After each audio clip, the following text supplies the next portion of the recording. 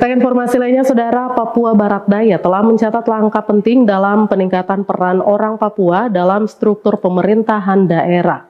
Hal ini tercermin dalam kesempatan yang diberikan kepada putra daerah untuk mengikuti tes dan menduduki posisi kepala OPD sesuai dengan bidang yang mereka geluti. Menyikapi hal tersebut, pengamat politik Papua Barat Daya Otis Kambu menegaskan ini adalah langkah yang tepat dan sesuai untuk mendorong partisipasi aktif orang Papua dalam pembangunan daerah mereka. Menurut Kambu, keputusan untuk mengangkat putra daerah sebagai kepala OPD adalah sebuah tindakan positif yang sejalan dengan semangat inklusi dan pemberdayaan masyarakat lokal.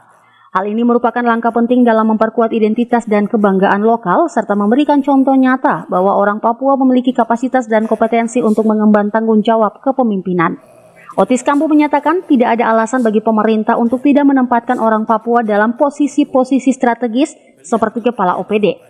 Hal ini bukan hanya tentang pemberian kesempatan, tetapi juga tentang menciptakan lingkungan yang inklusif dan merangkul keberagaman sebagai kekuatan dalam memajukan daerah. Penting untuk diakui bahwa Papua Barat Daya memiliki potensi yang besar untuk berkembang setara dengan daerah-daerah lain di Republik ini. Dengan memberikan kesempatan yang adil dan membangun infrastruktur, pembinaan dan pengembangan bagi orang Papua, tidak hanya membuka pintu untuk kemajuan Papua Barat Daya, tetapi juga untuk pertumbuhan yang inklusif dan berkelanjutan di seluruh Indonesia. Sekda dan Pak Gubernur, prioritaslah mereka orang asli Papua untuk jadi kepala dinas. Karena ini negeri mereka ini, ya negeri yang mereka tidak mungkin mereka pergi kepala dinas di negeri orang. Itu pertama. Kedua, orang-orang Papua yang hari ini menduduki jabatan tertentu, yang hari ini mereka seleksi sudah masuk, mereka telah menunjukkan kemampuan mereka dalam bidang yang mereka geluti. Artinya di PU, di UMKM atau di dinas koperasi atau di dinas-dinas di pendidikan, perikanan dan dinas-dinas lain yang terkaitnya. Saya lihat banyak anak Papua sudah mampu. Untuk itu tidak ada alasan mengatakan bahwa mereka tidak bisa kompeten. Saya minta kebijakan Pak Gubernur melihat itu bagian daripada memberdayakan putra-putri Papua untuk jadi kepala dinas di instansi terkait.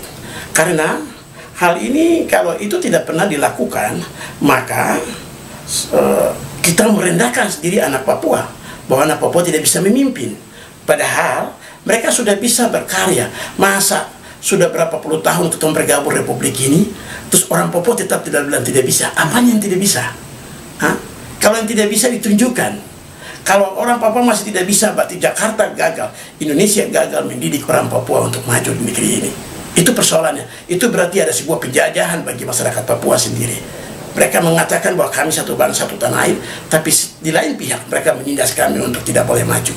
Untuk itu, saatnya berikan kesempatan kepada anak Papua menjadi tuan di negeri ini, jadi kepala dinas sendiri ini, mau eselon 3, 4, 2, biarkan mereka berkarya untuk bagi negeri ini supaya Papua maju, Papua sejahtera dan Papua mandiri yang dicita-citakan untuk membangun Papua lebih baik ke depan.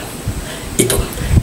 Langkah-langkah seperti ini juga sejalan dengan semangat Negara Kesatuan Republik Indonesia yang menjunjung tinggi prinsip keadilan, kesetaraan, dan keberagaman.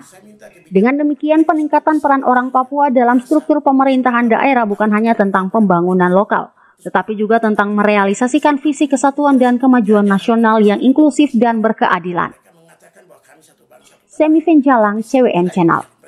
Biarkan mereka berkarya untuk bagi negeri ini supaya Papua maju, Papua sejahtera.